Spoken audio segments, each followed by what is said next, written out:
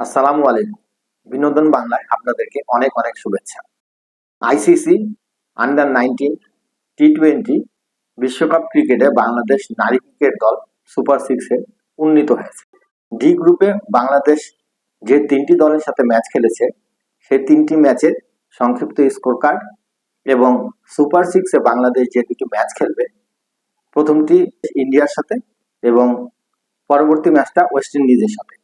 দুটি ম্যাচই বাংলাদেশের জন্য অনেক গুরুত্বপূর্ণ। এই দুটি ম্যাচের তারিখ এবং সময় আপনাদেরকে জানিয়ে দিব। সেই সাথে বাংলাদেশ নারী ক্রিকেট দল বর্তমানে ওয়েস্ট ইন্ডিজে সফররত আছে। সেখানে 3টি টি-20 ওয়ানডে ম্যাচ খেলতেছে, যার 2টি অলরেডি শেষ হয়ে গেছে। প্রথমটিতে ওয়েস্ট ইন্ডিজ জয়লাভ করে এবং দ্বিতীয়টিতে বাংলাদেশ জয়লাভ করে। তৃতীয় ম্যাচটি 24 জানুয়ারি বাংলাদেশ সময় রাত 11:30 অনুষ্ঠিত হবে। সেই ম্যাচটি আপনারা কোথায় দেখতে পাবেন সেটিও আমি জানিয়ে দেব।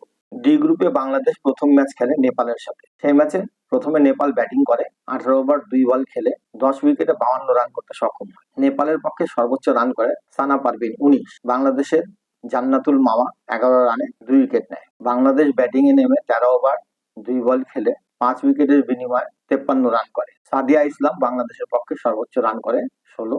নেপালের পক্ষে সিমোনা কেসি 10 রানে 1 উইকেট নেয়। ম্যাচটি বাংলাদেশ 5 উইকেটে জয়লাভ করে। বাংলাদেশের দ্বিতীয় ম্যাচ ছিল শক্তিশালী অস্ট্রেলিয়ার সাথে। বাংলাদেশ প্রথমে ব্যাটিং করে 20 ওভারে 9 উইকেট হারিয়ে 91 রান সংগ্রহ করে। বাংলাদেশের পক্ষে ইরা সর্বোচ্চ 29 এবং সুবর্ণা 13 রান করে। অস্ট্রেলিয়ার পক্ষে 4 ওভার বোলিং করে 11 রান দিয়ে 2 উইকেট নেন উইলিয়ামসন। 91 রানের লক্ষ্য নিয়ে অস্ট্রেলিয়া দ্বিতীয় ইনিংসে ব্যাটিং করতে নামে। 19 ওভার 2 বলে 8 উইকেটে অস্ট্রেলিয়া 92 রান সংগ্রহ করে ম্যাচটি 2 উইকেটে জয়লাভ করে। অস্ট্রেলিয়ার পক্ষে লুসি হ্যামিল্টন সর্বোচ্চ রান করে 30 এবং বাংলাদেশের জান্নাতুল মাওয়া 4 ওভারে 15 রান দিয়ে 3 উইকেট লাভ করে।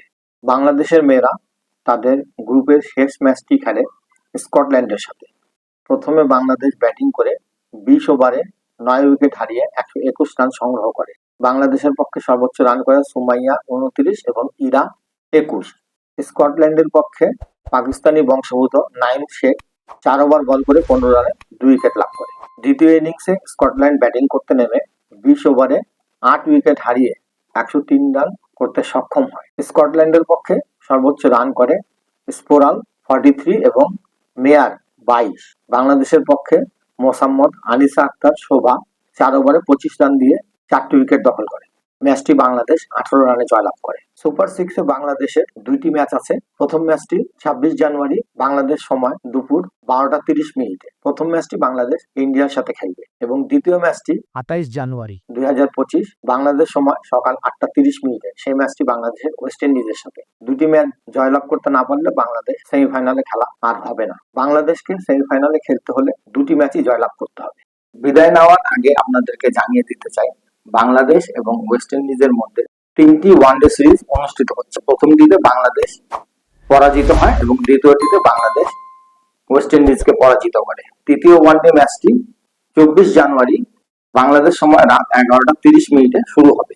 এই ম্যাচটি আপনারা ইউটিউবের কোথাও খুঁজে পাবেন না।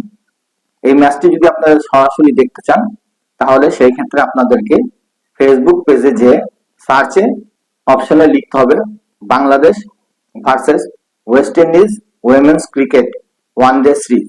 তাহলে আপনারা আপনাদের ফেসবুক পেজে লাইভ ক্রিকেট ম্যাচটি দেখতে পাবেন।